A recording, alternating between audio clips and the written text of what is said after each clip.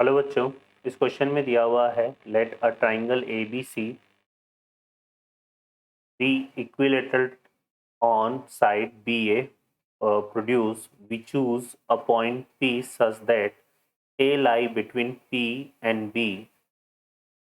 We know that denote A as the length of side of triangle ABC, R1 as the radius of in circle of triangle PAC, and R2 is the radius of X circle of triangle PBC. With respect to the side B C determine हमें करना है sum of R1 plus R2 as a function of A alone. ठीक है, तो यहाँ पे देखिए यहाँ पर हमने इस तरह से ये पी पॉइंट को चूज कर लिया। ठीक है, तो यहाँ पर क्या क्या बन रहा है, एक तो हमारे पास ट्राइंगल बन रहा है कौन सा पी, ये यहाँ पे पी ए सी। ठीक है, पी ये ए हो गया और ये सी हो गया, और ये जो सर्कल है ये इसका क्या हो गया इन सर्कल। ठीक है, अब यहाँ पर हमने देखिए क्या कंसिडर किया है यहाँ पे, अगर हम बात करें यहाँ पर तो ये जो ट्राइंगल ए बी सी है, ट्राइंगल ए बी सी ये कैसा ट्राइंगल है, इक्विलेटरल ट्राइंगल है। ठीक है ना, और इक्विलेटरल ट्राइंगल है तो यहाँ जो एंगल बनेगा वो कितना बनेगा 60 डिग्री। ठीक है, और यहाँ ये जो अगर हम देखें यहाँ पे तो यहाँ हमारे पास एक क्वाड्रिलेटरल फॉर्म हो रहा है O T one A R. है O T one A R, तो ये कैसा क्वाड्रिलेटरल हो जाएगा, ये हमारे पास एक तरह से देखेंगे तो ये हो जाएगा साइक्लिक क्वाड्रिलेटरल। ठीक है ना, कैसा क्वाड्रिलेटरल है ये साइक्लिक। अब यहाँ से देखिए तो ये हो गया 60 डिग्री। ठीक है, तो ये वाला जो एंगल होगा, कौन सा एंगल की मैं बात कर रहा हूँ, एंगल अगर हम देखें तो टी वन ए आर है ना, angle T one A are. ठीक है, ये कितना हो जाएगा, ये 60 है, और ये लीनियर एंगल है तो ये हो जाएगा 180 माइनस 60, तो यहाँ पे आ जाएगा कितना 120 डिग्री। ठीक है, और ये साइक्लिक क्वाड्रिलेटरल है तो इसका जो अपोजिट एंगल होगा कौन सा एंगल, हम बात करें यहाँ पे T one O one R, तो ये जो है ये 120 है तो 120, और ये आ जाएगा हमारे पास 180 माइनस 120, तो ये कितना आ जाएगा 60 डिग्री। ठीक है बच्चों, अब देखिए यहाँ पर हम इसमें ये ओ से हमने आर पर इस तरह से ये रेडियस हो गए इसकी, तो रेडियस और ये ए सी क्या है इसकी टेंजेंट है, तो यहाँ पर क्या बनेगा 90 डिग्री बनेगा, यहाँ पे 90 डिग्री होगा। तो इस तरह से ये एक ट्राइंगल फॉर्म हो रहा है यहाँ पे, अगर हम देखेंगे तो ये तो कौन सा पॉइंट हो गया आर।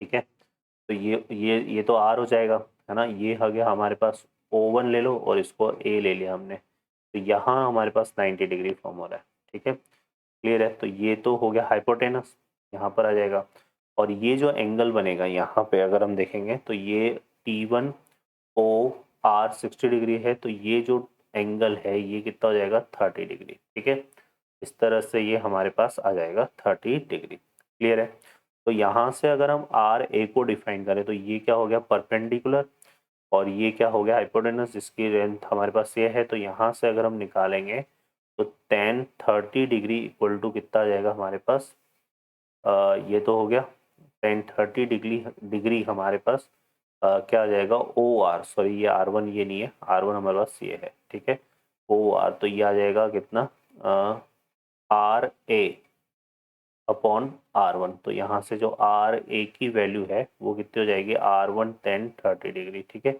और ये आ जाएगा 30 डिग्री की वैल्यू कितनी होती है √3/2, तो आर ए मेरे पास आएगा कितना √3/2 आर वन, और सॉरी 1030 की वैल्यू होती है 1/√3, तो यहाँ पे आ जाएगा आर वन अपॉन √3। ठीक है, तो ये हमारे पास किसकी वैल्यू आ गई आर ए की। ठीक है, तो इस तरह से हमने आर ए को डिफाइन कर लिया।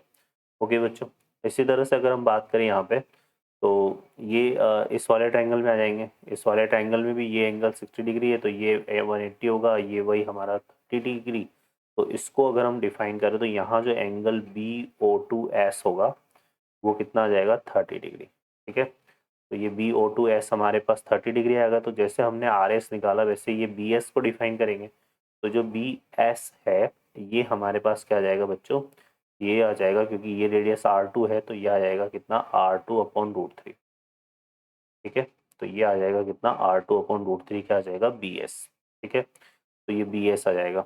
अब यहाँ अगर हम देखें तो T1A इक्वल टू क्या होगा AR है ना, क्योंकि ये दोनों क्या है यहाँ से ए से ड्रॉ की हुई टेंजेंट से, तो T1 A equal to A R होगा।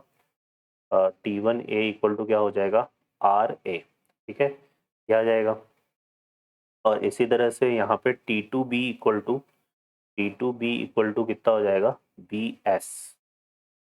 ठीक है, तो ये आ जाएगा। अब देखो यहाँ से अगर हम डिफाइन करेंगे इसको T1 T2 को, तो T1 T2 हमारा क्या होगा, T1 T2 इस तरह से डिफाइन हो जाएगा, T1 A plus A B plus B T2। ठीक है, तो ये आ जाएगा। तो ये जो T1 ए है ये तो किसके इक्वल है, आर ए के इक्वल। ए बी जो है ये साइड है, तो इसको ए लेंथ ऑफ साइड हमारे पास ए है। और बी T2 की अगर हम बात करें तो बी T2 जो है ये किसके इक्वल है, आया था बी एस के इक्वल, तो ये बी एस हो जाएगा। ठीक है, बाकी अगर यहाँ से देखें तो हमारे पास अब देखो T1 T2 इक्वल टू हम डिफाइन करेंगे यहाँ से, तो आर ए की वैल्यू हमने निकाले थे R1 ऑन रूट 3, और इसकी वैल्यू कितनी है, R2 अपॉन रूट 3। तो हमारे पास कुछ इस तरह से आएगा, R1 plus R2 upon root 3 plus A, ये T1 T2 आ जाएगा। ठीक है, इसी तरह से अगर हम बात करेंगे यहाँ पर इसकी बारे में, तो यहाँ से अगर हम T1 डैश और T2 डैश को निकालें, तो ये T1 dash plus T2 dash हमारे पास कैसे डिफाइन होगा, ये डिफाइन हो जाएगा कुछ इस तरह से। यहाँ से अगर हम देखेंगे तो ये हमारे पास आ जाएगा T1 डैश सी प्लस सी T2 डैश। ठीक है, और T1 डैश सी, ये देखो ये भी टेंजेंट है ना, और ये भी टेंजेंट से सी आर, तो T1 डैश सी तो किसके इक्वल हो जाएगा, सी आर के। ठीक है, और ये जो है हमारे पास किसके इक्वल हो जाएगा, सी एस के। ठीक है, तो ये आ जाएगा। क्लियर है। अब जो C S plus B S है ना, C S plus B S, ये किसके ये जो बी सी है ये ए के इक्वल है। तो सी आर को मैं क्या लिखूंगा, सी आर को मैं लिख सकता हूँ क्या, ए माइनस आर ए। ठीक है, और इसी तरह से सी एस भी हमारे पास टोटल ये डिस्टेंस साइड हो गई, क्योंकि ये इक्विलेटरल ट्राइंगल है तो ये भी एक इक्वल होगा, तो इसको क्या लिख सकते हैं हम, ए माइनस बी एस। ओके, तो ये कितना हो जाएगा बच्चों, ये हो जाएगा 2a माइनस आर ए और बी एस हमने निकाले थे, तो यहाँ पे R A plus B S जो है हमारा आ जाएगा कितना, R1 plus R2 upon root. ठीक है, अब एक दो सर्कल के रिगार्डिंग जानते हैं कि जो लेंथ ऑफ कॉमन टेंजेंट है, ये T1 T2 डैश भी किसको रिप्रेजेंट कर रहा है, common length of common tangent को, और ये T1 T2 भी किसको रिप्रेजेंट कर रहा है, लेंथ ऑफ कॉमन टेंजेंट को। तो दो सर्कल के रिगार्डिंग ये इक्वल होती है, तो T1 T2 इक्वल टू यहाँ पे क्या आ जाएगा, T1 डैश और T2 डैश। ठीक है, T1 T2 हमने डिफाइन किया था यहाँ पे, तो ये आया था हमारे पास कितना, R1 plus R2 upon root 3 plus A equal to, यहाँ से आ जाएगा कितना, 2a minus 2a minus R1 plus R2 upon root 3। Clear है, तो ये हमारे पास कुछ इस तरह से बनेगा। अब इसको सॉल्व करते हैं यहाँ से, तो ये उस तरफ जाएगा, तो यहाँ से कितना आ जाएगा, twice of R1 plus R2 plus root 3 equal to 2a minus A, कितना हो जाएगा, ए। ठीक है, तो यहाँ से अगर हम R1 प्लस R2 को डिफाइन करें, तो ये कितना आ जाएगा, a√3/2। ये √3 तो इधर जाएगा बाई 2। तो ये हमें क्या फाइंड करना था, सम ऑफ रेडियस फाइंड करना था फंक्शन ऑफ ए की फॉर्म में, तो ये हमारा रिजल्ट आ जाएगा। ओके बच्चों, तो ये हो जाएगा हमारे पास R1 प्लस R2 की value. I hope you understand. Best of luck.